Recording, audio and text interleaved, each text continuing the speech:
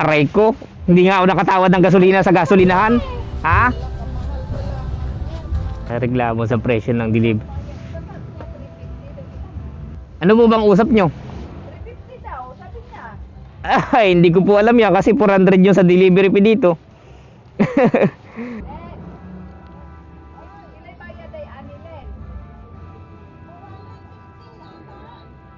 420.70. 415? Naliba. 427. So, 427 daw. Oo, kasi yung traffic at saka ulan na. Kasi ang presyo. Na, may pewa na ako naging padala. Isang kilong ulan na lima. Sayang. Di bali. Di bali. Sige. Pag-aitay. So, ang dapat di na lang ito pinadala. Kinuha ko na lang ito doon sa Makati. Sa Makati, sa ano yung galing? Sa Kabuyaw?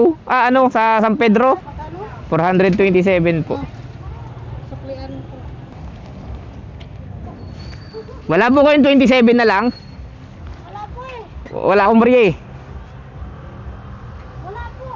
Wala na ba yung madam? Eh, mga 1,000 yung pera ko eh. May 27 ka po, puno dam.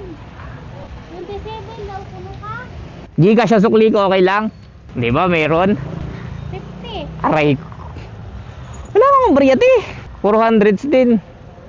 Tapos 1,000. Walang suklihan kita 1,000. Tawad na lang yan. Aray ko. Hindi nga ako nakatawad ng gasolina sa gasolinahan. Ha? Wala ngang Kasko pa naman eh. Ay, dapat nga ako yung mamasko eh.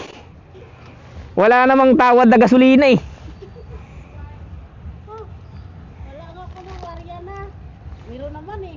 Oh, puro, Meron naman si kuya. puro 100 to. Oh, Hulog yung pira mo. Kukunin mo talaga yan. dapat nga ako yung namamasko eh. Sobrang traffic ng dinaanan ko bago nakarating dito, tapos tatawad ka pa. Lenter. Walang warya eh. Magkano pa na kulang te? Hoy, Ay, dito yung 50, dito yung 50. meron ako 15. 15 po yan. Dito yung 50. Sinungaling naman to si kuya eh. Aba, siyempre, mawalan ako ng panukli. Parang hiya ka pa. Oh. Malay mo, meron ka, di ako nahirapan, di ba? Sinungaling talaga ka. Pahirapan mo pa ako magalong kahit sa bag ko, dilim-dilim eh. Okay na, te? Okay. Okay na tayo, ah. Oh, Thank thank you. you. Uwi na ako, lenter. So yun mga paps, item drop tayo. Dito lang sa New Vista. So uwi na tayo. At kapitbahay naman lang to, New Vista. Tawid lang ako sa kabilang kalye. Uwi na sa bahay. Eh, kung ganito lagi ang drop, last drop ay kalapit ng bahay lang. Kaya napakasarap. O diba, hindi na ako mapapagod hindi na ako mapapagod mag-motor ng malayo pa uwi sa bahay. Yun yun. Gusto pang tawarin yung 27. Tawad na lang daw. Sa lip na ako yung makahingi ng tip. Siya pa ang gustong humingi ng tip. Bastos yun na. Aray ko talaga. Ay, reklamo sa reklamo. 350 lang daw ang sabi. Eh, 427 yung babayaran eh.